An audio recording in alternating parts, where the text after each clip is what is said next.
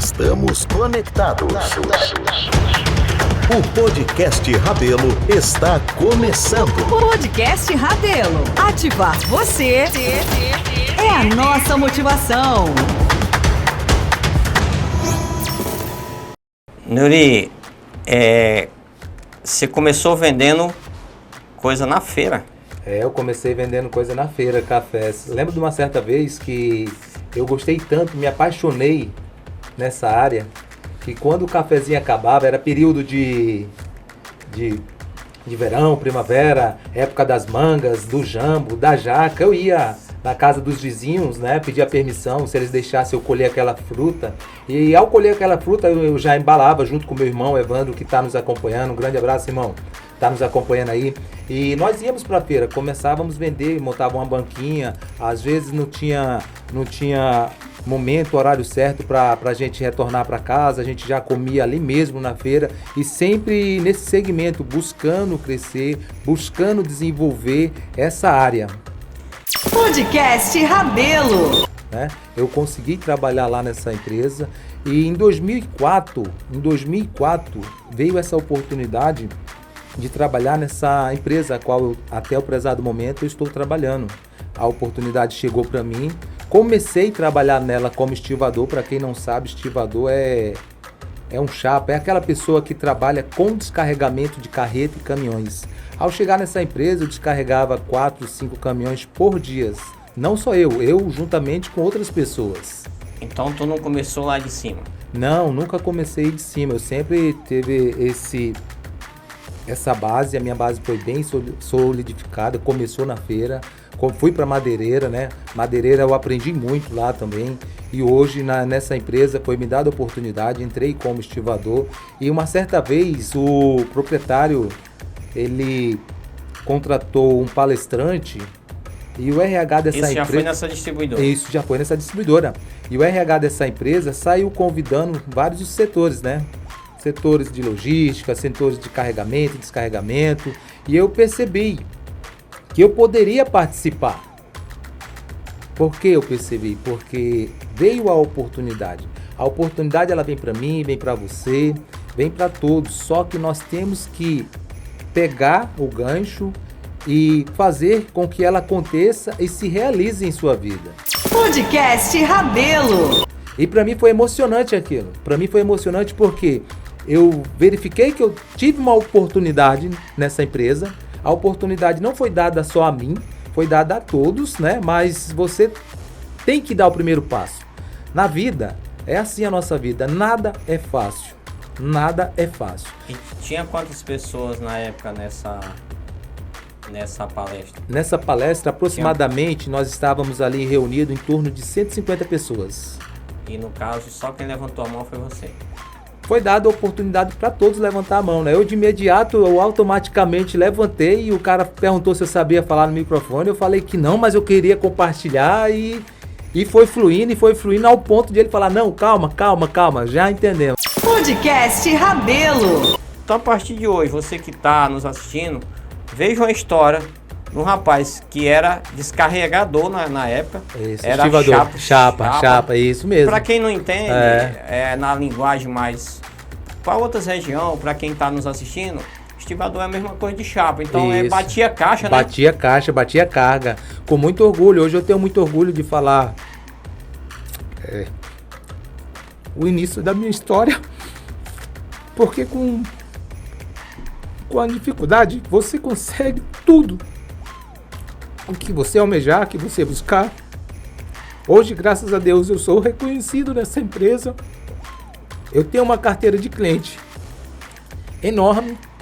Fora esse segmento na empresa, eu consigo me relacionar muito bem com qualquer tipo de pessoas, e sempre buscando o melhor para mim, o melhor para a empresa, o melhor para minha família, que nesse exato momento está nos assistindo. E assim a vida. A vida ela é gerada de dificuldades, mas para você, para mim, para nós, a dificuldade ela sempre vai gerar um crescimento. E quando você busca, quando você tem um sonho, não existe obstáculo. Os obstáculos eles vêm para ser superados.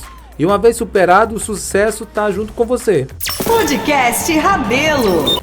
Eu vi a possibilidade de colar naquelas pessoas e aprender, ver o que eles estavam fazendo, como eles faziam e por que eles vendiam. Tanto é que eu fui conseguindo com um, com o outro, com o outro. No primeiro dia a meta proposta, consegui dividir a meta por dia para chegar no resultado final no final do mês. Quando finalizou o mês eu bati a meta, no segundo mês bati a meta, no terceiro mês bati a meta. Fui gostando, fui ganhando mais dinheiro porque vendedor vende porque ama o que faz e ama também as comissões, né?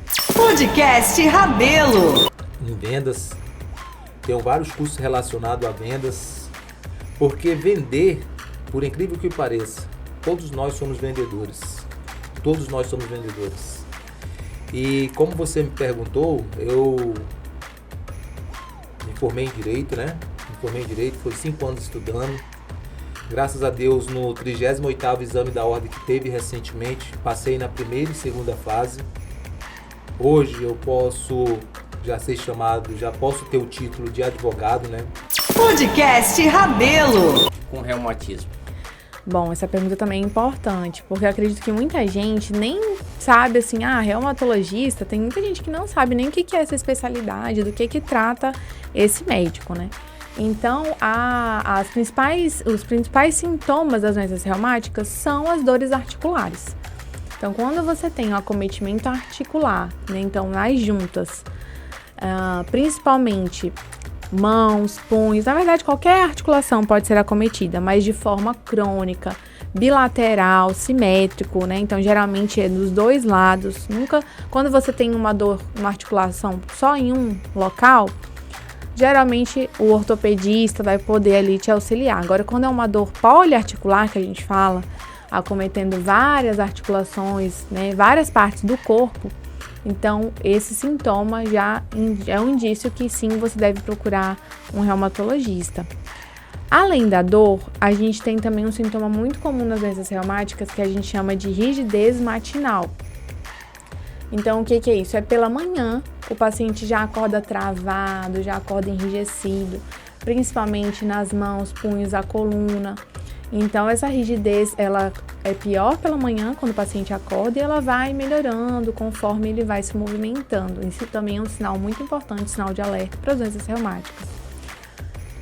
Além da dor, a gente tem a inflamação. Então, só a dor, muitas vezes, não significa que realmente, né, de fato, vai ser uma doença reumatológica. Mas quando tem a dor associado a um processo inflamatório, ou seja, a articulação fica inchada, fica quente, fica vermelha, né, com sinais inflamatórios, sinais flogísticos que a gente fala, então também é um grande alerta que você deve procurar um reumatologista. Podcast Rabelo. Reumatismo é uma doença? Não, na verdade isso é um termo que popularizou, né, reumatismo. Todo mundo fala, eu tenho reumatismo, e acabou ficando isso. Mas é errado falar que a doença reumatismo, não existe uma doença chamada reumatismo, tá? A gente tem doenças reumatológicas. Cada doença reumatológica, como eu falei aqui, vários exemplos, cada doença dessa tem os seus critérios diagnósticos, tem os seus sintomas característicos, tem os seus exames específicos que devem ser solicitados, né, a partir da suspeita diagnóstica, e tem o seu tratamento. Então, cada patologia, ela é característica, ela é específica, né, o seu diagnóstico e o seu tratamento. Quando a gente fala reumatismo, é como se a gente estivesse englobando todas essas doenças num saco só, colocando tudo junto ali, como se fosse tudo a mesma coisa, como se o tratamento fosse igual para tudo, e não é dessa forma, tá? Então, acaba que a gente usa muitas vezes, né, porque popularizou esse termo. Desde muito tempo, as pessoas falam reumatismo como se fosse uma doença só. Mas, na verdade, é um termo que se refere a várias doenças reumatológicas, a um conjunto dessas doenças reumatológicas. Doutora, eu tive um problema de tendinite e não melhorei ainda. Eu fiquei curioso agora, você falando aí, por que acontece isso? Passaram fisioterapia na época, eu fiz mais de 30 sessões e não melhorei. Isso talvez aconteça com alguém que está nos assistindo. Por que que isso acontece? Às vezes não funciona, a fisioterapia não funciona, me explica por que não resolveu os problemas. O tratamento das tendinites ou das tendinopatias realmente é bastante complexo, não é algo assim que vai tomar uma medicação específica ou vai fazer tantas sessões de fisioterapia, né, como foi o seu caso, e que pronto, acabou, nunca mais vai voltar. Por quê? Porque as tendinopatias, os tendões, primeiro, o que são os tendões, né? Os tendões é o que vai ligar ali o músculo no osso. Então, essa transição do músculo para o osso, quem faz é o tendão. Então, esse tendão, por que ele inflama? Muitas vezes, a maioria das vezes, a causa é por atrito, ou seja, movimentos repetitivos. Então, a gente observa muito pessoas, por exemplo, que digitam, né, trabalham com digitação, com mouse, ou donas de casa que fazem trabalhos, né, serviços de casa, como varrer, lavar roupa, estender roupa, fazendo movimentos repetitivos por muito tempo, esse atrito ali do tendão no osso inflama, e aí geram as tendinites. Então, às vezes o paciente faz a fisioterapia, toma um anti-inflamatório, vai aliviar, mas ele não tira o fator causal, continua ali na sua atividade, né, fazendo aquele movimento repetitivo. Então, acaba que vai retornando. Então, muitas vezes a causa de não melhora é essa, que não retirou o fator, né, o que está ali, o estímulo que está causando aquela inflamação. Caso seria cirurgia? Não, ou aplicação? Raramente a gente vai para cirurgia. Cirurgia só em casos mesmo, já que fez todo o tratamento clínico, mas assim, muito raro. Na verdade, assim, dependendo da articulação acometida, né, e do grau de acometimento. Mas o tratamento é clínico, então fisioterapia, os anti-inflamatórios, as aplicações, como você falou, podem ser feitas também, que são as infiltrações com corticoide ou com ácido hialurônico, enfim, aí a gente tem uma diversidade de tratamentos, vai depender muito da articulação que está sendo acometida, do grau, né, de acometimento, enfim, e do paciente também, né, porque muitos pacientes não são tão aderentes ao tratamento, e aí não vai melhorar mesmo, né. Podcast Rabelo. Conectando ideias. Mas a vida sempre foi difícil, né? Nunca foi fácil. Sempre, para chegar a um resultado, tem que lutar muito, né? Você aprende mais com o tempo, né? Isso é verdade? Então, Rabelo, levando as pancadas da vida, né? Eu, por exemplo, sou um cara que eu não tenho estudo. O meu estudo é muito... Eu tenho a 5ª série. Então, pouco estudo, mas a vida vai nos formando, né? A vida vai nos ensinando. E eu costumo dizer que tudo tem um propósito de Deus na vida da gente. Então, eu, por exemplo, quando cheguei aqui em Porto Velho, depois de muito sofrimento pela vida e tal, que assim, sempre o meu objetivo, meu e da minha esposa, foi formar. Eu tenho 2 filhas, e sempre o objetivo nosso foi dar uma formação para as nossas filhas. Que a melhor coisa que um pai dá para um filho é uma formação, conhecimento. Isso aí ninguém tira. Às vezes uma herança, essas coisas tira, mas o conhecimento não tira. Então nós chegamos aqui em Porto Velho e nessa fase de que terminou as usinas, estava terminando as usinas, então a gente passou uma dificuldade danada aqui no começo.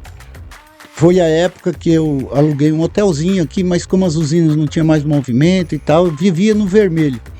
E pra você ter uma ideia, eu tinha 2 filhas na faculdade particular e é aquela luta.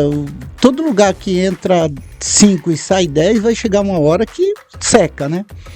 E nessa luta ia na faculdade e fazia o acerto do semestre, tudo vencido, só que era pior, porque daí tinha, Rabelo, tinha o acerto que fazia lá e as mensalidades vindouras, então era bem complicado. Aí foi nessa época que eu peguei e fui para os Estados Unidos trabalhar lá para poder conseguir pagar essas faculdades, porque era muito pesado. Antes, lá em Ariquemes, o que você fazia? Era empreendedor também ou era empregado? Eu, na verdade, a vida toda em Ariquemes fui garimpeiro. Trabalhava no Garimpo Bom Futuro. Você era garimpeiro. Isso. E no final, antes de vir para cá, eu estava gerenciando um posto de gasolina lá, que era do meu sogro. Então, eu e minha esposa, a gente cuidava do posto de gasolina lá. Eu trabalhei, eu acho que 8 anos como gerente do posto de gasolina. Podcast Rabelo. No que eu aprendi de gestão, por exemplo, vamos entrar aí na questão de gestão. Que nem tem a história do Federal Burger, que comecei aqui com um pequeno trailerzinho, eu, minha esposa e 2 funcionárias. Então, isso há 4 anos e meio atrás. E às vezes a pessoa fala assim, mas o Federal cresceu muito rápido. Tem uns caras que falam até que eu sou traficante. Isso aí porque é um trem meio sem explicação. Porque quem começou há 4 anos atrás com um pequeno trailer, com 2 funcionários, hoje nós já vamos para a 6ª unidade aqui em Porto Velho do Federal Burger. Temos mais de 130 funcionários registrados. Então, um trem meio sem lógica, mas por trás disso tudo existe uma gestão que a gente faz, que a gente aprendeu meio que na marra. Vou te dar um exemplo aqui, Rabelo. Nós, por exemplo, gastamos muito leite nas nossas unidades, todos os dias. Nós gastamos muito limão, sabão. Pra você ter uma ideia, leite eu trago da minha terra, que eu tenho uma terra aqui na BR, então eu vou lá e eu produzo, tenho minhas vaquinhas lá e eu produzo leite lá.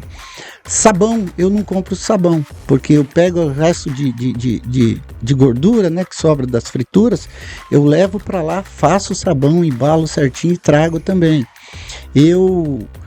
É muita coisa que vem de lá. Isso no final dá uma diferença bem grande mesmo das coisas que a gente aproveita. O resto de comida a gente leva também, a gente cria suínos lá para fazer a nossa feijoada, enfim. Tem bastante coisa que lá, o peixe vem de lá, a gente produz o peixe lá. O gado, a gente agora montou um confinamento lá, também está produzindo gado, a nossa carne. Então é uma sustentabilidade do Federal que vem. E isso dá uma diferença onde você pode pagar melhor o funcionário. A gente também não compra nada fiado, que a gente não vende fiado também. Então o comércio onde ele tem o fiado, ele é bem complicado. Dificilmente a pessoa consegue crescer rápido. E aí vai de gestão, vai muito de equipe também hoje. A nossa equipe, eu tenho muito orgulho, assim, hoje nossos funcionários, na verdade, são nossos amigos, nossos que ajudam, que veste a camisa mesmo. Então, você vai aprendendo realmente no dia a dia. Isso aí não tem faculdade melhor do que o dia a dia para você ir levando. Podcast Rabelo. Sucesso não é nada sem controle, né? Potência não é nada sem controle.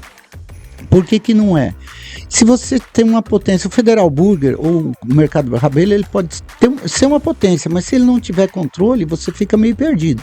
Então eu luto muito por questão de controle. Então você tem que ter o controle, até para você oferecer mais para o funcionário, para o cliente, você tem que ter o controle. Então, mas a questão de equipe, é óbvio que nem eu, nem você, nem ninguém é perfeito. Nós temos os nossos problemas, é óbvio que tem. Temos as nossas falhas, é óbvio que nós temos. E não são poucas. O que nós precisamos entender é que nós precisamos a cada dia mais melhorar e tentar, no erro, não fazer mais aquilo. Mas assim, eu tento abraçar todos os funcionários, tento de todas as maneiras. Mas é óbvio que não é todos que eu consigo, todos que eu às vezes dou uma pisada na bola, assim como eles também dão com a empresa. Então, a perfeição nós não vamos chegar, não vai chegar. Mas se você tiver a maioria do lado da empresa, você com certeza vai crescer de uma forma muito diferente dos outros. Podcast Rabelo. Uma grande fila tinha ali e nós conseguimos ali naquele evento liberar o lanche em 30 segundos. A gente tinha fila, porém demorava mais às vezes se você passar o cartão e pagar. A hora que o cara fazia o pedido e ia pagar, a gente já soltava a comanda no trailer e já montava. A hora que o cara acabava de pagar, já estava o lanche na mão dele. Então foi muito legal, mas uma das nossas situações de crescimento também foi a rapidez do que sai os lanches do Federal, os hambúrgueres. Podcast Rabelo. Eu sempre falo isso, eu vou pelas pessoas que deu certo. E vou também pelas pessoas que não deu certo para não fazer aquilo. Para não fazer errado. Para não fazer errado. Então é muito mais prático isso do que você ficar apanhando. Tanto é, Rabelo, que a questão de franquia, por exemplo. O cara, assim, eu acabei de fazer, depois de 2 anos, acabei de sair a documentação de franquias nossas. Nós vamos, agora em janeiro nós vamos começar, já vamos vender franquia. Já tem várias franquias encomendadas já. Se eu quiser, no Brasil. Eu tenho no Amazonas, tem Manaus, tem Rio Branco, tem no interior de Rondônia, já tem Goiânia, já tem Curitiba, vários lugares. Mas o que eu vou fazer? Eu não vou soltar franquias de qualquer jeito. Eu vou primeiro soltar aqui perto de nós, até por questão de dar assistência, dar treinamento, essas coisas. Então nós vamos soltar aqui perto também. Por exemplo, vai ter querer lá em Goiânia. Eu não vou vender franquia para Curitiba agora, por exemplo. Até porque lá é outra situação, nós temos que começar em volta da gente. Então, essa ideia nós vamos e nós vamos copiar o que deu certo, não tem problema nenhum, nós vamos copiar o que deu certo e ter cuidado com o que deu errado, né, também. Exatamente. E a gente sabe o que deu errado, a gente pesquisou, a gente foi atrás, a gente já sabe, isso aqui não é bom fazer, isso não pode, aqui pode, isso aqui é mais, entendeu? Podcast Rabelo. Qual conselho você daria para os empresários que tá pensando em começar um negócio? Qual conselho você daria? Cara, primeira coisa, depende do teu ramo, uma das coisas que, primeiro, para quem está começando, você não pode, como é que eu vou dar um exemplo bem claro? Eu vou dar um exemplo do que eu comecei. Você não pode, por exemplo, você vai começar com um trailer. Eu vou colocar trailer aqui, mas podia ser qualquer outro negócio. Pode ser um mercado, um mini mercado. O que você não pode fazer é o seguinte: se você, para montar um trailer, você tem um chapeiro, um montador, um atendente e um caixa. Você não pode contratar 4 pessoas para fazer isso e você ficar ali do lado. Não vai funcionar. Você tem que ser uma dessas 4 pessoas. A sua esposa tem que ser uma dessas pessoas. O seu filho tem que ser uma dessas pessoas. Por quê? Porque aquilo já entra mais para você crescer. Então, esse é um dos primordiais conselhos que eu dou. Não queira montar uma coisa para os outros tocar e você ficar querendo ser o patrão. Primeiramente, você tem que estar junto. Funciona melhor. Isso é uma das primeiras coisas. A outra coisa também, você não pode comprar de qualquer jeito. Você tem que saber comprar. Porque assim, eu sei que esses dias mesmo a gente veio aqui, eu acho que comprou 100 caixas de Fanta laranja a R$1 e alguma coisa. Eu não sei como é que você conseguiu vender pra gente naquele preço. Ela custa 3. Foi na compra também. Ela custa 3 se você for comprar normal. A gente comprou acho que por R$1,30. O que eu faço? Às vezes eu ganho mais na compra do que na venda. E é um produto bom, mas você tem que pegar as oportunidades. Então você tem que saber comprar. Então, participar do começo, participar no meio e participar sempre. Que nem eu te falei, eu até hoje eu monto lanche. Eu gosto. E não adianta também você que vai empreender montar uma coisa que você não gosta de fazer. Não vai dar certo. Você tem que gostar de fazer aquilo. Você tem que ver resultado. Isso ajuda também. E para você ver resultado, eu falo financeiro. Para ver resultado que você tem que fazer, tem que ajudar, que vai sobrar mais. Tem que saber comprar. Tem que saber comprar. E qualquer negócio, você pode ter certeza, se você morasse lá em São Paulo e tivesse mercado aqui, ele não anda do mesmo jeito. Ele não anda. As pessoas gostam de ver você aqui. As pessoas gostam de me ver em alguma unidade federal ajudando, limpando mesa. As pessoas gostam. As pessoas gostam de história. Podcast Rabelo. A Crodion Distribuidora, né, que era do meu tio, né, Começou... que morava assim. Eu comecei lá como chefe de depósito. Não foi vendedor, não? Não. Comecei como chefe de depósito, depois separador de mercadoria. Depois eu fui arrumar as prateleiras como promotor de venda. Isso eu fiquei pouco tempo. Depois eu fui para pronta entrega.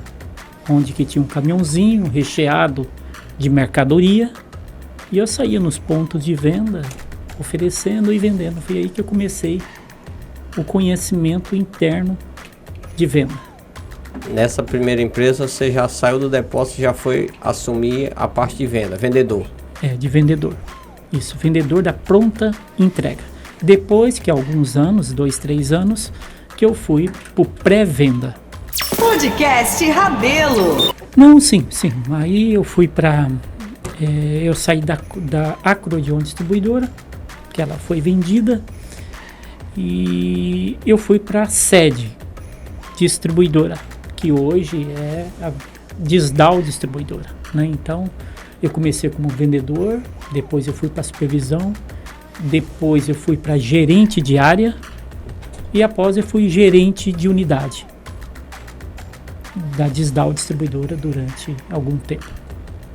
E tudo isso se tornou em 15 anos, mais de 15 anos, né? Podcast Rabelo. Com equipe de venda, promotores, né? Então eu tenho uma equipe aos meus cuidados, equipe de atacado, que lá tem 3 divisões, na verdade, que é atacado, distribuição e frios.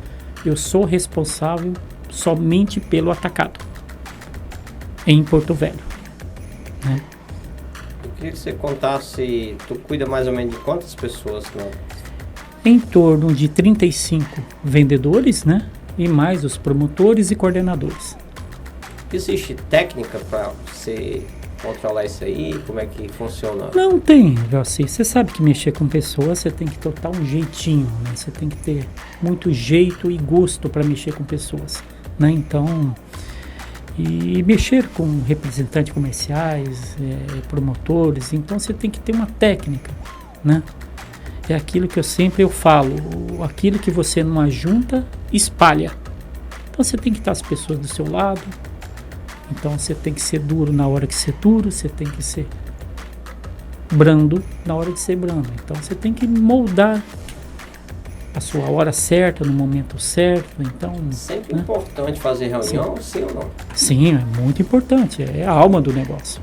Você tem que fazer suas reuniões pontuais, né? Mas antes de fazer uma reunião, você tem que ter controle daquilo que você vai se expressar naquele momento, né? Então, sempre eu chamo o time, né? Deixo eles bem à vontade, né? Que a partir daí eu vou colhendo aquilo que eu necessito no meu dia a dia, como líder. Podcast Rabelo. Então, assim, você vai começando a identificar um pouquinho como que tá determinados clientes, né? E o grande problema hoje de Valcir, que os clientes gostam e tem assim sempre o objetivo de terceirizar os seus problemas. Eu falei para ele, eu deixo ser bem claro com o senhor tem problema, o senhor reclamou de tudo, de governo, de tudo. O problema é que o senhor está terceirizando o problema e não está resolvendo os seus problemas. Então pare um pouquinho, reflita, sente, coloque os seus problemas em cima da mesa e comece a pontuar e comece a resolver um por um. Porque terceirizar os problemas, reclamar que eu, Fernando Silva, da Coimbra Distribuidora, está vendendo um pouquinho mais caro, não está dando o prazo necessário. Não é. O problema não é esse. O problema é que você tem que parar um pouquinho, resolver os problemas pessoais e pontuais que você tem no dia a dia. Porque terceirizar os problemas é muito fácil. Chegar aqui para você está com problema Fernando, eu não estou vendendo por sua culpa. Opa, não é bem assim. Então não terceiriza, né? Vamos tentar achar de tudo um pouquinho, né? E principalmente, ele reclamou de um item nosso. Falei, mas por que o senhor está reclamando desse item? Esse item não vende. Eu falei, eu acho que o senhor está enganado. Eu expliquei para ele que esse item, que você conhece muito bem, ele tem 60% de share de mercado. É um item que não tem como o consumidor não levar. Basta ele estar muito bem exposto, visível aos olhos do consumidor e muito bem precificado, ele vai se vender. E é um produto muito lucrativo. Então, de Valci, você vê que realmente os clientes eles precisam estar um pouquinho mais informados. E eu tenho passado isso para o time, para o time realmente fazer essa prestação de serviço, ser um consultor de verdade. Mas porque eu admiro você que você consegue falar com um jeitinho que o cara não fica com raiva, né? Quantas Não broncas você fica. deu em mim, não foi? Você deu tanta bronca em mim assim que eu... Você lembra como é que eu era? Como era Sim, bruto, sim, eu lembro. bravo, não Você quero e era tal. bravo, É normal, cara, por isso que eu tô aqui pra... Sim, a gente não tá sim. falando mal de ninguém. Não, não. Cara, eu tô falando mal de mim, eu esqueço o resto, Fernando. O resto aqui, a gente tá aqui pra deixar a cara. Sim, Se tá difícil, alguma coisa, olha pra dentro da gente, né? isso. Reflita. Você não acha que tem que melhorar ainda alguma coisa? Tem. Se a gente, Tem quando que melhorar. A Tem gente que se melhorar. achar que Sim, que tá bom demais também, cara, nada que esteja bom que não possa melhorar Que mais possa um melhorar. pouco, né? cara? Sim, com toda certeza. Podcast Rabelo. Mas as pessoas não sabem fazer por onde, né? Então, o cara se vê literalmente como empregado. E eu não me vejo como empregado.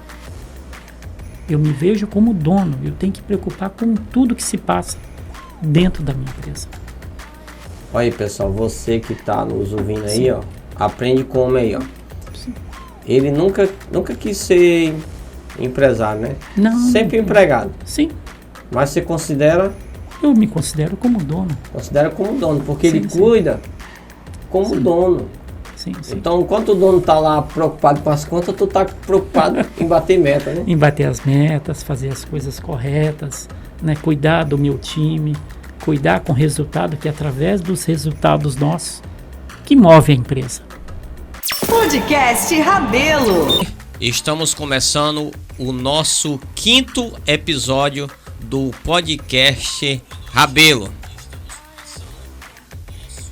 Estamos pedindo para você curtir e se inscrever no nosso canal e compartilhe com um amigo, porque isso é muito importante para o nosso canal, porque você pode ajudar outras pessoas com conteúdos interessantes. Hoje vou trazer uma figura especial. O homem é conhecido no esporte há muitos anos. Inclusive, ele me deu uma oportunidade, depois a gente vai falar sobre isso. Quando eu cheguei em Porto Velho, eu estava fanático por rádio. E hoje vamos trazer João Dalmo. João Dalmo tem uma história brilhante, o homem é fera. Então, muito boa noite, João Dalmo.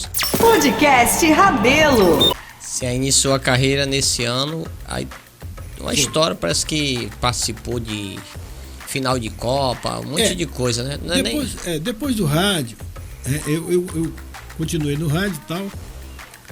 Fui para a equipe de esporte do Walter, na Rádio Caiari, aí veio a Rádio Caiari e tal. E fui para a equipe de esporte com 6 meses que eu estava na equipe de esportes, aproximadamente. Eu passei a ser o chefe da equipe. Por quê? Porque eu vendia. O Walter era funcionário, o Ribamar também era funcionário e a maioria tinham outros empregos. E eu não tinha emprego nenhum, eu era só a rádio. E vendia comercial. E como vendedor, a rádio me chama e diz assim, você vai ser o cara. Aí, de comandado, eu passei a comandar a equipe de esporte durante muitos e muitos anos pela Rádio Caiari. Podcast Rabelo. Em setembro, em 13 de setembro de 1974, eles inauguraram a TV Rondônia aqui em Porto Velho. E eu fui convidado para apresentar o primeiro programa de uma televisão comercial no estado de Rondônia, chamado A Bola é Nossa. Esse programa já tinha na TV Amazonas de Manaus, já tinha, onde a TV Amazonas tinha um canal de televisão, tinha esse programa. E eu fui o primeiro apresentador deste programa, ao lado do meu amigo Miguel Silva e também de um apresentador de Manaus que veio para fazer a abertura. Isso na TV Rondônia. Isso já na TV Rondônia, 13 de setembro de 1974. 74, eu nasci em 75, então já faz uns anos, já tô com 48 anos, então já faz mais de 49 anos atrás, né? Isso. Você vê como a tecnologia melhorou muito, né? Naquele Isso. tempo. Eu estive no Maracanã, no maior público que o Maracanã já deu. Quanto? 181 mil. Você imagina a emoção que você ficar dentro do estádio desse, você tem até medo do estádio explodir, não tem não? Só tem um detalhe, nesse jogo foi eliminatórias da Copa de 1970, Brasil e Paraguai, né, que Pelé fez aquele golaço e o Brasil a situação estava difícil.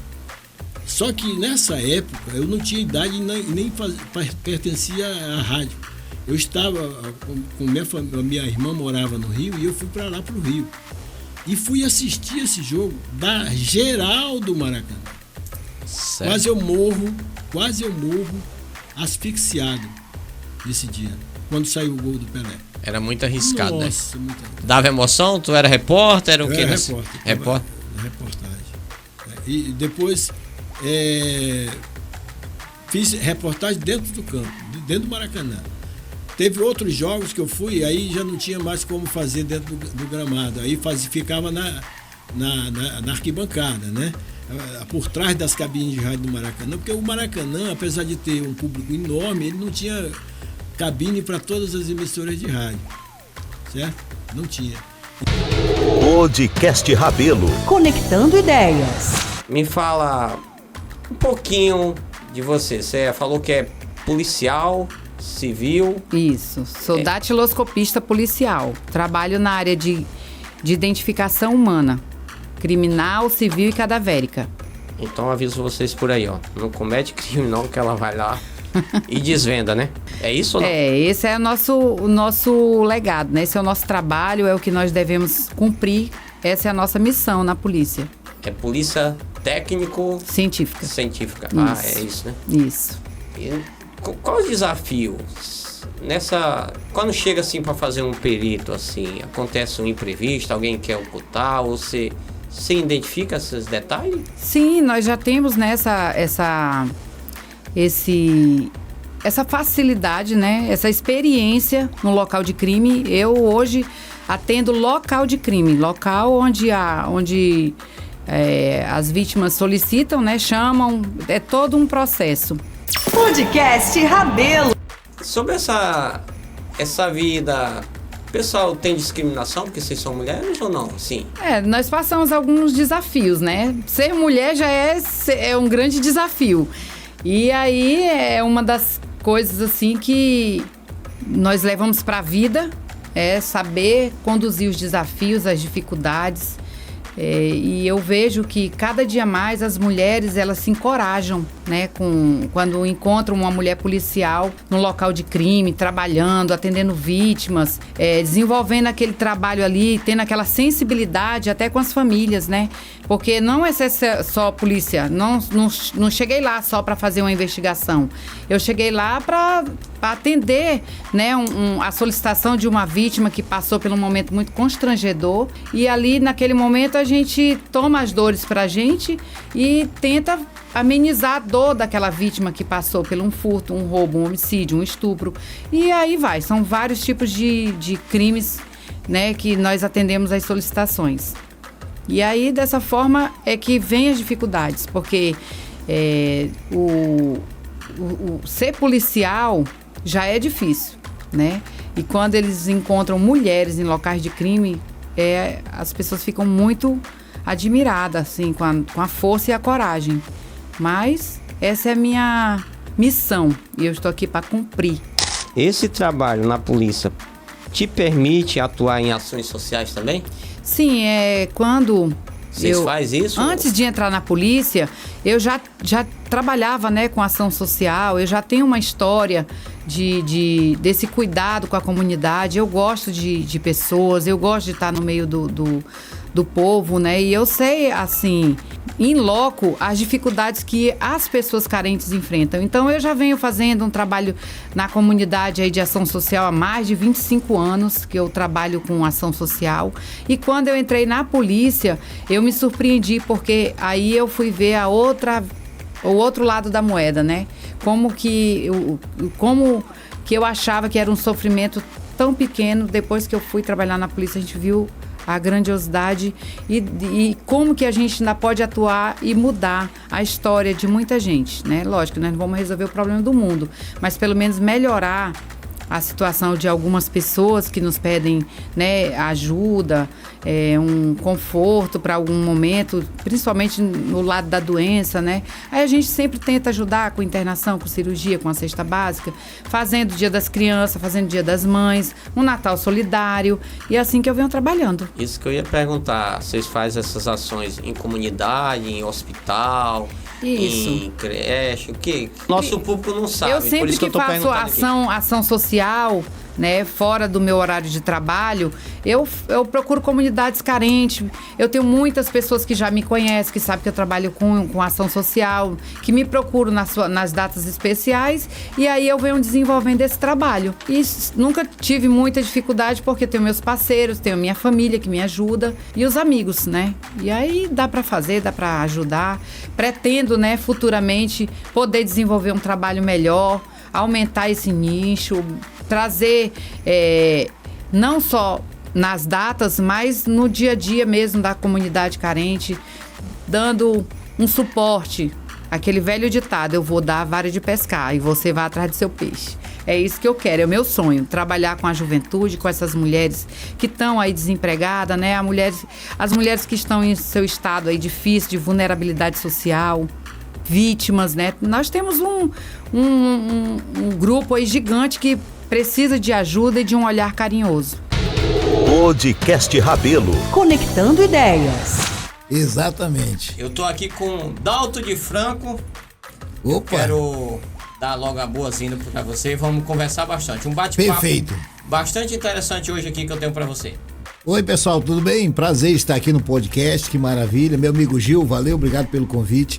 É um prazer estar aqui com você, Divalcio. Esse trabalho está repercutindo aqui na Zona Leste. Eu quero parabenizar você pelo seu espírito empreendedor, pela sua disposição. Você gera emprego, você gera renda, você é um empresário de nome, um empresário humano e um empresário que faz muito pela Zona Leste. Parabéns, é um prazer estar aqui. Com meus pais. Engraxate? Eu fui engraxate aí na Praça do Baú, que o nome na verdade é Praça Marechal Rondon.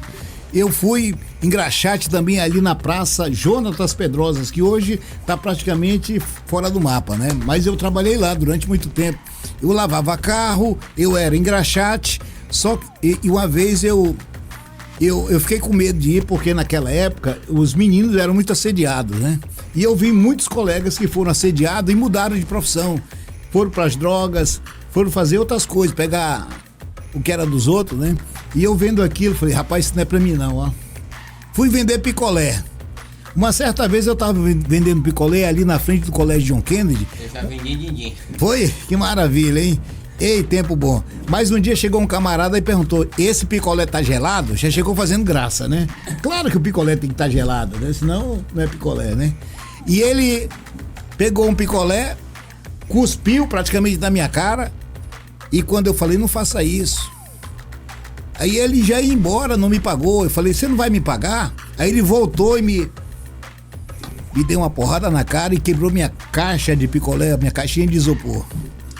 Também foi vendedor de jornal. Foi, vendi jornal do mercado. Lavador de carro. Lavador de carro, eu fiz isso. E foi uma benção, viu? Eu aprendi muito, viu? E mesmo assim não tem vitimismo, é igual eu, né? Não, pra mim foi uma benção. Eu tomei uma atitude, eu tinha 10 anos, quando nós mudamos pra cá, e fui ajudar meu pai e minha mãe. Meu pai era torneiro mecânico e minha mãe era dona de casa. Lá em casa, papai não economizava energia, né? Então a folga que tinha, que não tinha televisão, era rádio, né? E aí era menina, irmão, menino, somos 12 filhos. E eu sou o mais velho. E eu fui ajudar mamãe e papai a criar os demais, né?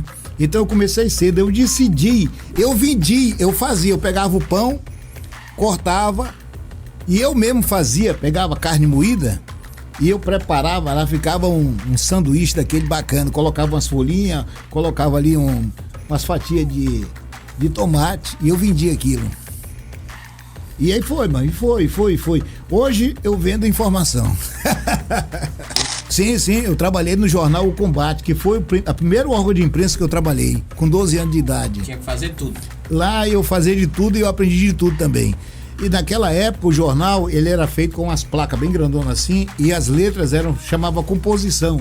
E tinha um compasso assim que colocava ali as letras, né, as frases, e se formavam aqueles grandes textos. Depois que o jornal era impresso, tinha que desfazer todas aquelas letras, né? E cada uma era colocada numa caixa e o formato é idêntico ao teclado de uma máquina de datilografia. E um dia eu mexendo ali curioso, o chefe da redação perguntou assim: você quer aprender? Eu falei, quero. Aí ele foi e escreveu, colocou nas caixinhas as letras, né? Aí depois fez um teste comigo. Me diga onde é que tá a letra J, sem olhar. Aí eu, pá! Letra P, pá! Letra A, pá! E foi. Rapaz, você aprendeu rápido. Isso aí, Divalci, me possibilitou, anos depois, a trabalhar com máquina de datilografia sem nunca ter feito o curso de datilografia, que naquela época era o bambambam, meu irmão. Quem tinha datilografia era o bambambam. E eu aprendi a escrever sem olhar no teclado. Numa Hamilton Olivetti, arrebentava. Anos depois, muitos anos depois, me apresentam o computador. E, para minha sorte, o teclado do computador é o teclado de uma máquina de datilografia, com exceções que no teclado do computador tem algumas letras a mais. Aí tem o Ctrl, tem o Shift, tem Delete e tal. São coisas que a gente vai aprendendo no dia a dia e eu consegui aprender. Hoje eu escrevo no computador sem olhar o teclado também. É só... e vai embora, graças a Deus. Podcast Rabelo. Conectando ideias. Silva, você gosta de ser chamado de quê? Vitor Guerra? Vitor Guerra, Rabelo. É um prazer a gente estar contigo aqui, batendo esse bate-papo. Agradeço muito, Rabelo, pelo convite, pela lembrança da gente, do Gil, que falou, traz o Vitor aí, nosso amigo Gil Amorim. Então é uma satisfação estar aqui com vocês. 57 anos? 57, bem vividos aí. E entro na escola de representações, lá. Representações de peças automotivas. Muito fascinado com carro, eu começo a viajar ao Mato Grosso todo, conheci todas as cidades vendendo peça. Então ali começa a minha vida em vendas realmente, já com contato direto ao público. E até então, o contato que eu tive foi, eu me recordando agora, o meu pai infarta e vendendo também produto hospitalar, que ele teve depois da representação de máquinas. Produto hospitalar, eu fui atender os clientes dele porque ele estava infartado. Passou um período em São Paulo, infartado, e eu tive que atender os clientes dele ali. Então ali começou a minha experiência realmente em contato com o público, contato com pessoas, e por sinal alguns eram médicos. Eu me recordo de eu ir com a listinha dele, era uma distribuidora de São Paulo, e muitos itens. E eu chegava na frente do médico, o doutor perguntava, aí, seu pai tá bem, então vamos lá, vamos fazer o pedido aí. Você tem aí Scalp, e lá tava eu procurando na lista Scalp, e Scalp começava com S, não era com E. E essa lista folheava, ela vinha, voltava, e meu primeiro contato com o público, direto, sem saber nada, sem entender nada. E quantos anos você tinha? Tava com uns 18 anos, mais ou menos. Aí já começou a venda com... Comecei ali a vender nessa época. Contato com pessoas. Mas eu vou depois, com 20 anos, eu vou para esse escritório que eu estava mencionando agora há pouco, onde era o contato de representações de peças. O foco que usa muito hoje, fala, você tem que ter foco. Você tem que ter foco, patrocínio, você está sem foco. Faz parte, faz. Você tem que ser focado, você tem que sair de casa pensando que você vai ter que produzir. Agora, primeiramente, tenta trabalhar com algo que te atrai, que te dê vontade. Porque a paixão está em tudo. Se você não tem paixão, você não tem o T maiúsculo do que você faz, você não vai fazer direito. Então, primeiramente, goste do que você faça. Se você não goste, tenta achar até onde você vai achar algo que você goste. Você tem que gostar. Quando eu te falo que, mas você deu certo, Vitor, depois de tentar um medicamento hospitalar com o teu pai, você foi para a representação de peça, mas eu gostava de carro. Eu delirava com carro. Sim, aí é que nós vamos entrar nesse tema aí. Então, a dica que você me perguntou, além da paixão, que é muito importante na venda, e o foco, o vendedor tem que estar um pouco endividado. Porque já entra o sonho. Eu tenho exemplos de pessoas que estão comigo hoje, a gente pode falar aqui um pouquinho depois, que são pessoas hoje de sucesso, porque ele falou, eu vou ganhar dinheiro, eu quero ter aquela moto, eu quero ter aquele carro. Então, quando entra nisso, ele é bem sucedido. Você tem que ter sonhos e uma paixão. A gente forma uma equipe, aproveita uma equipe, que eu acho que o importante isso é você aproveitar a equipe. Você não pode chegar no lugar e começar a jogar todo mundo para fora. Para quê? Você tem que aproveitar, você tem que conhecer quem está com você. Você tem que conhecer quem está do seu lado. Você nunca vai formar 4 vendedores iguais. Cada um vai ter um perfil. E cada um ele vai te atender à sua necessidade. Ali você formou um todo e você nunca vai ter 4 robôs. Não se forma robô. Se forma 4 pessoas, 5 pessoas com paixão. Conheça cada um, que cada um vai ter uma parte legal para te dar um conjunto de pessoas que vai te atender a cada público, inclusive. Tem cara que vai te atender aquele público A, o outro público B. E quando você tem cada um de um tipo, você formou uma equipe completa. Podcast Rabelo. Conectando ideias. A comunicação começou quando era pequeno, maior? Como é que a história de eu ser um comunicador, um locutor é bastante engraçada. Eu, quando menino ainda, a partir lá, eu nasci em Cacoal e meu pai era funileiro. Pra quem não sabe o que é funileiro, é uma profissão de pintar carro, lanternar carro, essas coisas. O que acontecia? Eu sempre ouvi muita rádio, eu sempre gostei de rádio, de comunicação.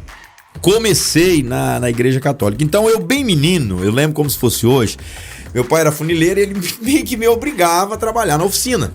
Então eu ali naquela oficina, na época até tinha muito Fusca na época, e ele queria que eu aprendesse a lanternar, a desamassar um carro, a preparar. E eu ficava debaixo dos carros parafusando lá a caixa de ar, o chassi, e eu locutava, né? Eu vou falar locutava porque eu acho bonito falar locutava, né? E eu comecei a locutar. Eu morava em Cacoal, lá tinha uma rádio, existe até hoje na época, acho que era 90,3, que na época era Clube Cidade, era de FM, os caras dominavam muito. Então tinha camarada que nem o próprio Ricardo Maia, quero até mandar um grande abraço ao Ricardo Maia, Gil Amorim, né? E eu ouvia essa galera, eu tinha lá o quê? 12 anos. Então meu pai queria que eu fosse funileiro, mas eu ficava, Clube Cidade, 9 horas e tanto e tal, e o velho passava e chutava. Pá, ei menino, vamos consertar isso aí e tal. Mas não tinha jeito, eu acabei virando locutor. No início da comunicação foi em quermesse, em igreja? Foi. Depois dessa história da oficina, eu era muito menino e eu sempre frequentei igreja, né? E tinha as festinhas, que o povo conhece muito como quermesse de igreja católica, aquelas festas ali, principalmente no mês de junho, né? Nas datas dos santos, aquela coisa né? E aí eu, muito interessado, comecei ali, de vez em quando me xeretando ali, entrando devagarinho com as pessoas que cuidavam do som dessas festinhas. E aí você pede pra dar uma palavrinha ali no microfone, né? E foi ali, quando eu me vi, eu já tava cantando bingos e bingos das igrejas católicas, já tava fazendo... Porque hoje não, Divalcir, mas há um tempo atrás, alguns anos atrás, não sei se décadas ou uma década e meia, as igrejas católicas faziam muito essas festas muito boas, né? Eram festas muito boas, né?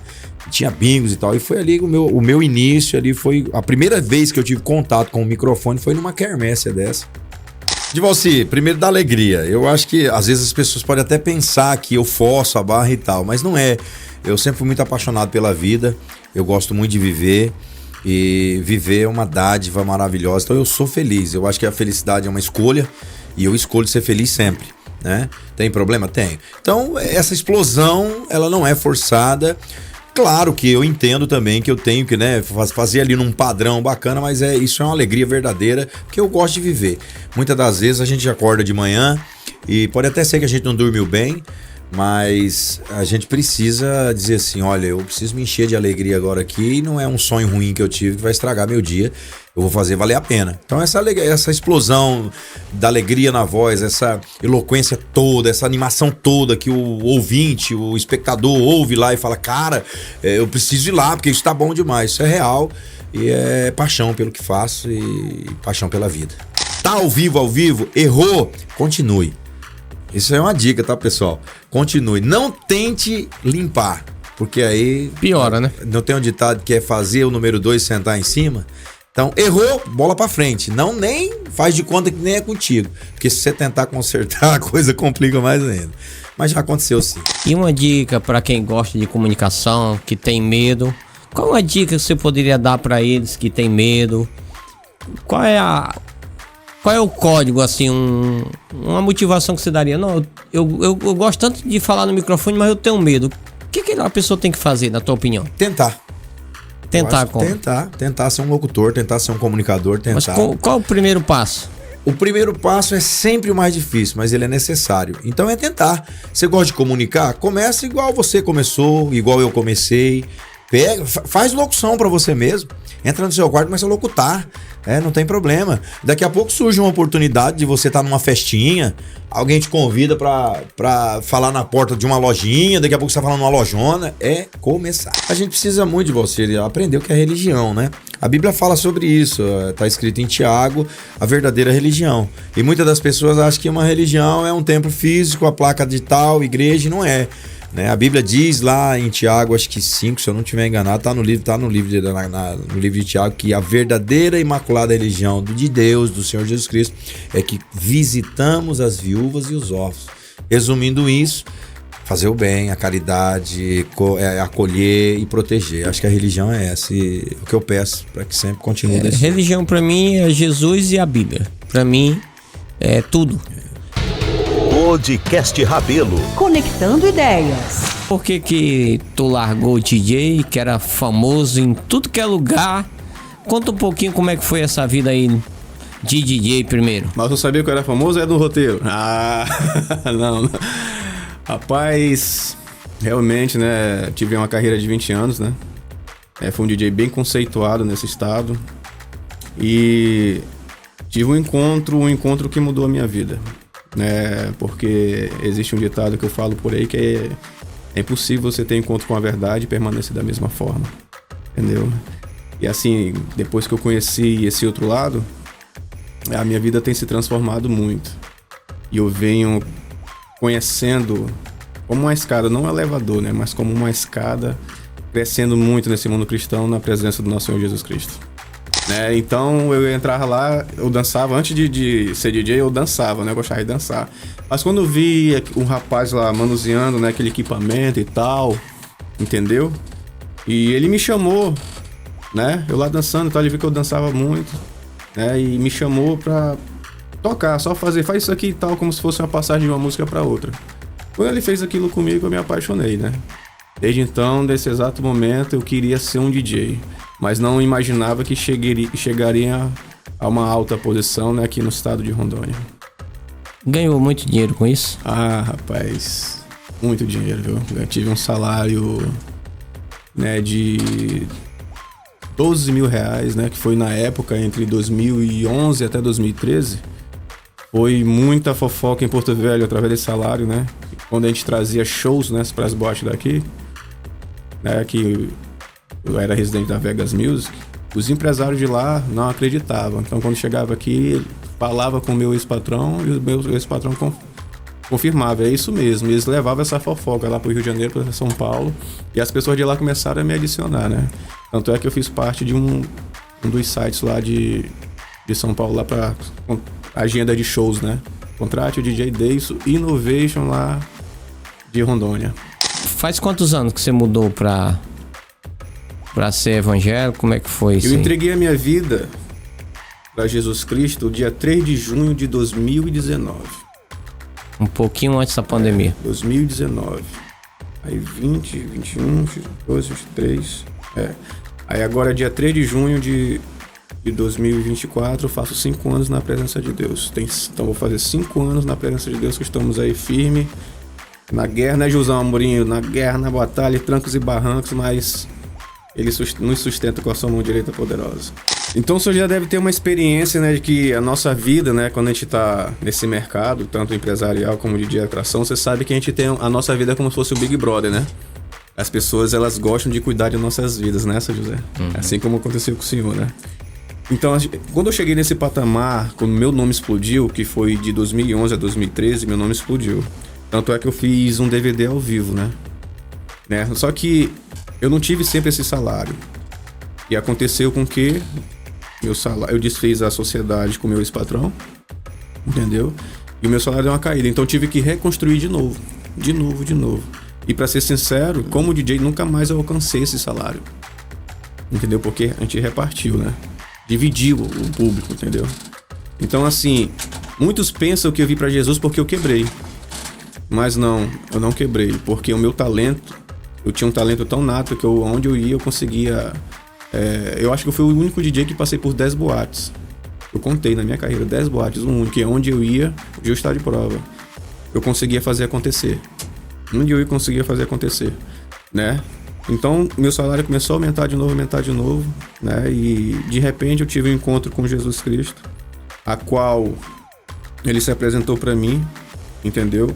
Através, né, das orações do meu pai também, pastor Daí Oliveira, né? Que é minha inspiração, que agora está no paraíso, né? Morreu dia 11 de janeiro de 2020, né? Então, depois disso, quando ele já pregava muito para mim, né? Toda vez que eu tinha um problema, eu ia com ele, entendendo? Tinha, pai, tá acontecendo isso comigo, eu ia lá na casa dele, que era pastor, né? Ele lá ia orar em mim e tal. Ele falava pra mim, meu filho, vai chegar um momento que tudo isso vai acabar.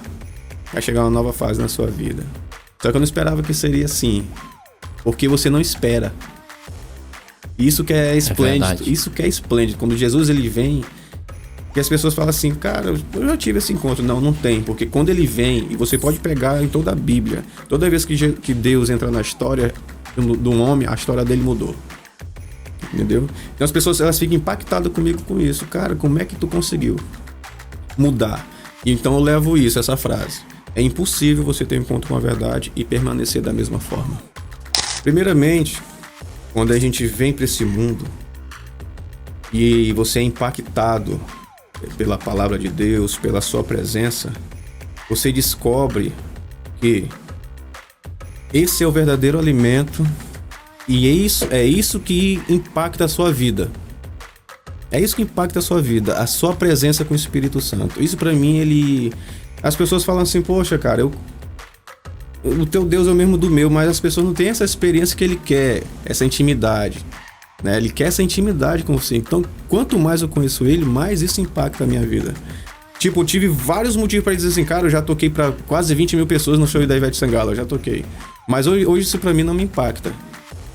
O que me impacta é ter a presença divina e saber que eu ganhei uma alma. É isso. Só que a nossa igreja, e eu tô aprendendo isso, que não é só ganhar. A gente pega o contato e cuida. Entendeu? Entendi. O lance é cuidar pra poder permanecer na igreja e ser salvo. E então isso pra mim, que Deus tá me ensinando, impactar pra mim é ter a sua presença na minha vida, na minha família e salvar almas. Podcast Rabelo. Conectando ideias. Olá, tudo bem? Eu me chamo Patrícia Cruz, tenho 44 anos, sou empreendedora desde os meus 17 anos e recentemente fechei o meu empreendimento, não empreendimento da família, mas continuo empreendendo e estamos aí. Hoje eu acho que eu vim contar a minha história, né? Uma história de superação, que eu fui diagnosticada há 4 anos atrás com câncer de mama. Mas... 4 anos atrás? 4 anos atrás. 4 anos atrás. Tudo isso já? Tudo isso. Parece que foi ontem um dia desse, né? Mas graças a Deus, assim, durante todos esses 4 anos foi muita luta. Inclusive tive reincidiva, né? Ano passado voltou o câncer porque eu tenho metástase. Eu tinha uma metástase e reapareceu outra, enfim, eu tive que tratar e o câncer voltou bem forte. E eu tive que fazer novas quimioterapias ano passado. Eu terminei no finalzinho de novembro. Nada fácil mesmo.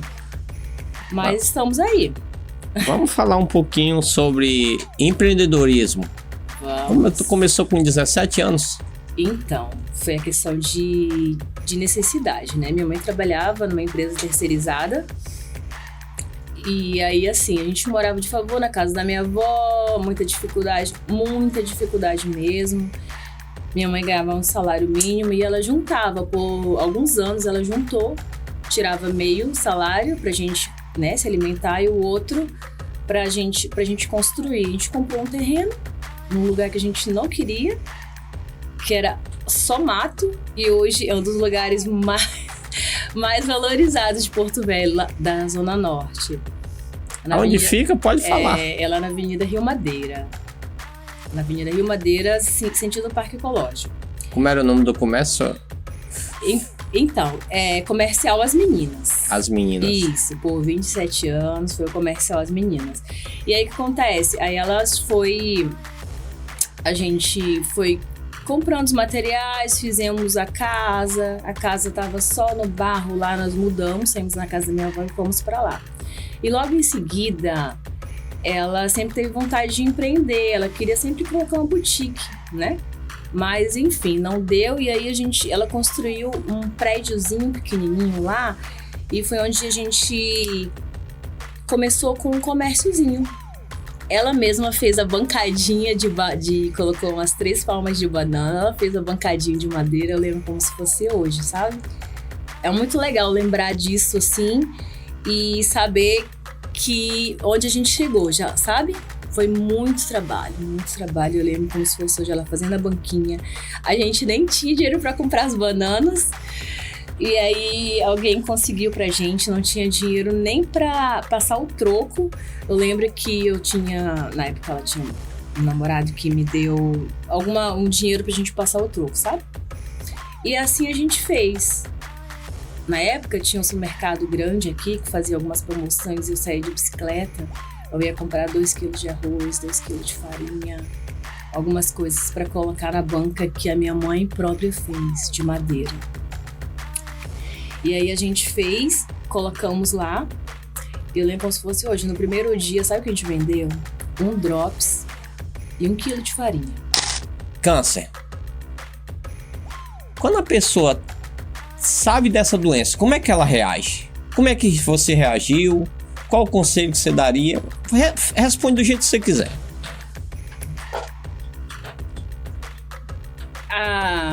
A minha reação... A minha reação foi meio estranha, eu confesso. A ficha não tinha caído por um bom tempo, acredita? A minha família que sofreu muito mais do que eu. Foi isso. O que passava na tua cabeça? Na verdade, assim, olha, eu já fazia um tratamento já há muitos anos. Questão de investigação da mama. Já fazia 9 anos que eu fazia. Porque assim, uma coisa que eu vou falar pra você, eu sempre tive medo de ter câncer de mama. Eu sempre tive medo. E assim, eu tinha plano de saúde, mas eu fazia acompanhamento fora do plano de saúde, só pra você ter ideia, porque não tinha onco no plano que eu tinha, então eu tinha que ir fora. E aí eu fazia a cada 6 meses pra ver se tava tudo certinho. Só que sempre tinha alguns nódulozinhos, né? Tinha alguns nódulozinhos e... Teve algumas vezes que eu precisei fazer biópsia e tudo bem. E aí o que acontece? Eu tinha feito, 1 mês antes de eu ser diagnosticada de câncer, eu tinha feito um exame, tomografia, não, ultrassom, eu tinha feito uma ultrassom. E o que acontece? Não apareceu nada. Desses 30 dias pra cá, eu dormindo de bruço, eu comecei a sentir alguma coisa na minha mama. E isso foi crescendo, passou 10 dias, passou 15 dias e isso ia crescendo. Eu peguei e falei, mãe, pega aqui, tem alguma coisa estranha. Ai, Patrícia, tem, vai no médico. Quando eu fui, para eu arrumar a consulta, a vaga com a médica, já tinha crescido assim, muito. Quando ela foi ver, ela falou assim, Patrícia, biópsia. Entende? E aí foi feita a biópsia, deu maligno. Então assim, eu já tava fazendo um tratamento já antes, de prevenção. E eu não sei o que aconteceu. Confesso que eu não sei o que aconteceu. Mas enfim, foi diagnosticado e aí a minha mãe e minhas irmãs ficaram super abaladas. Eu fui pra aí foi um pouquinho difícil, porque hoje eu faço tratamento no Hospital do Amor, né? E lá é um pouquinho difícil conseguir vaga. Mas enfim, eu consegui a vaga, fui pra lá. Na primeira consulta, ela já falou que eu tinha que fazer a mastectomia. O que é mastectomia? Retirada total da mama. Aí sim, aí a Patrícia ficou... Aí caiu a ficha do câncer, quando falou que tinha que tirar a mama, sabe? Eu fiquei muito mal, claro. Nessa hora que tu teve a certeza. Foi. Porque assim, o câncer, assim, eu pensei que fosse fazer quimioterapia, mas também eu não sabia a intensidade e a dor da quimioterapia. A quimioterapia é um negócio horrível. Acaba, assim, com o teu emocional, com o teu corpo. Nas primeiras quimios, eu fiquei muito debilitada. com 15 dias começou a cair no cabelo, sabe? Mas eu vou falar uma história assim muito legal, assim. Eu tomei aqui, foi muito complicado, mas assim, eu tinha falado pro doutor que eu já tinha marcado uma viagem. E com 15 dias caiu meu cabelo. No outro dia, no 16º dia, eu ia viajar pra praia, pro Nordeste. E eu tive que raspar meu cabelo um dia antes. Um dia antes não, foi horas antes de eu ir pra praia. Aí a minha irmã me levou em um lugar, num salão, que essa moça, a dona do salão, tinha feito também tratamento de mama. E aí eu tava chorando muito, porque eu não queria cortar o cabelo. Mas assim, eu tinha que raspar de fato, porque eu pegava o cabelo e caía todo, sabe? Ela sentou, antes de ela raspar, ela chegou, sentou, conversou comigo um monte de coisa, assim. Me deu forças que eu não sei de onde que saiu. E ela raspou o cabelo, raspou minha cabeça, foi algo, assim, muito emocionante. A minha irmã também, ela fez uma homenagem pra mim, raspou também a dela. Foi algo que me deu uma força também. E eu saí dali com cabelo, sem cabelo. E eu me senti tão bonita. Eu me senti tão bonita.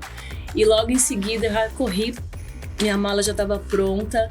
E eu fui pra praia de cabelo raspado. Eu me senti bonita e lá na praia eu fui muito elogiada, sabe? Só que assim, eu nem lembrava que eu tava sem cabelo. E assim, Deus coloca pessoas na sua vida para te dar forças, para te motivar. Aquela moça lá, que foi a Duda, ela me motivou demais, sabe? Sem contar também o apoio da minha família. Quando eu soube, toda a minha família estava um pouco dispersa, sabe? Uhum. E aí, assim, a doença serviu de alguma forma para unir. Eu comecei a sentir amor das minhas irmãs que eu não sabia que eu tinha, eu confesso. E eu sinto todos os dias, gente, é muito assim, é muito...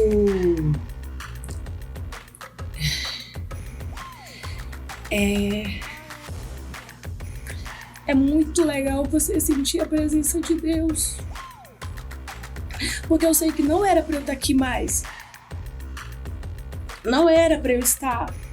Já depois que eu fui diagnosticada, outras pessoas já foram diagnosticadas, que eu conheci pessoalmente, e elas já partiram.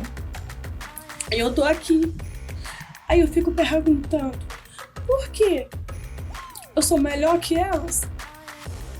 Não. E eu sinto todos os dias da minha vida, eu sinto Deus falando comigo, mas eu não me sinto digna, eu não me sinto merecedora. Só que ao mesmo tempo, eu sei que deve ter um propósito. Tem um propósito de tudo isso. Tem um propósito. Eu falo para minhas irmãs e para minha mãe e falo assim, gente, eu falo de Cristo, mas eu não sei por que as pessoas não conseguem ouvir, não conseguem entender. O que Deus quer da gente? Deus quer a gente com coração puro, sabe? Eu não reclamo. Poucas pessoas sabem que eu tenho câncer. Algumas vai ver, por causa do meu cabelo curto, até já pensaram já que eu gostava de mulher porque eu tenho cabelo curto. Mas não, eu vivo a cura todos os dias. Então, assim, Deus, ele é essencial e importante para não só para o tratamento do câncer, mas para a vida diária, na nossa vida. Eu sinto a força de Deus todos os dias. O marketing digital, eu acho que ele é o futuro, não, é a realidade, né? Você vê agora tantos prédios, tantas empresas, na verdade, tantos empregos estão deixando de existir por conta da inteligência artificial, o marketing digital. Hoje ninguém quer sair de casa, quer tudo delivery. E isso é bom, a gente tem que se inovar, né? Tem que se adequar à realidade. Então esse é meu projeto.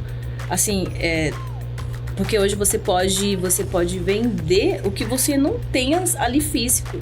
Então esse é meu projeto. Isso é verdade. Então eu quero isso, assim, eu tô estudando, acho que até o final do ano vou engrenar nisso aí. Entende? Então, assim, eu tenho que viver, assim, ninguém sabe quanto tempo de vida tem, mas eu que tomo essa medicação, que faço esse tratamento, eu tenho uma iminência de vida menor, assim, sabe? Então eu quero viver Quero viver um pouco mais com a minha família, ter mais lazer. Porque o que é viver? Pra que a gente veio aqui nessa terra? A gente veio aqui só pra trabalhar, só pra pagar boleto? A gente veio também pra gente ter... ter vida e vida em abundância. Ter vida em abundância, sabe? É igual o meu pastor falou uma vez. Ele falou assim, gente, vamos pra praia, porque lá no céu não tem praia não. Acho que Jesus volte, então vamos curtir. Podcast Rabelo. Conectando ideias. Então, seu José, muito obrigada, José Rabelo, né? Eu tô íntima aqui do seu José. Obrigado pelo convite.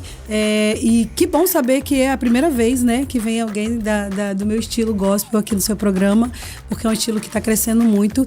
E sim, eu sou cantora e profissional também, porque eu atuo em várias áreas, né? Mas sempre a maioria delas na área gospel. Quem é Silvia Helena? Nasceu aqui em Porto Velho mesmo? Então, Silvia Helena veio aí emprestada, né, do Paraná. Mas aqui veio pra cá cedo, né? Vim pra cá em 1986, eu vim com 3 anos de idade. Meu pai veio na frente, depois minha mãe veio com mais 3 crianças e aqui a gente se instalou, né? Nossa família hoje tem 6 filhos, né? Minha mãe teve mais filhos aqui. E estamos aqui até hoje. Meu pai já faleceu, mas minha mãe ainda continua aqui, inclusive aqui na Zona Leste que ela mora, né? Eu moro na Zona Sul, mas ela ainda continua morando aqui na Zona Leste. Ela já compra aqui no Rabelo? Ela é cliente. Eu também sou cliente, tá, gente? Do Rabelo. Deixa eu falar, como é que começou essa carreira de cantora? Como criança ainda ou não? Então, eu quando criança queria ser jogadora de futebol ou policial. Não tinha nada a ver com música, né? E como é que foi isso? Eu costumo dizer que isso foi um chamado de Deus mesmo, né? Quando eu me converti ainda criança, porém eu não cantava. Mas chegou um tempo que eu, como todo mundo, achava lindo quem cantava. Então, eu pedi a Deus que me desse um dom para que eu servisse através da música, né? Então, um certo tempo, eu recebi por imposição de mãos mesmo.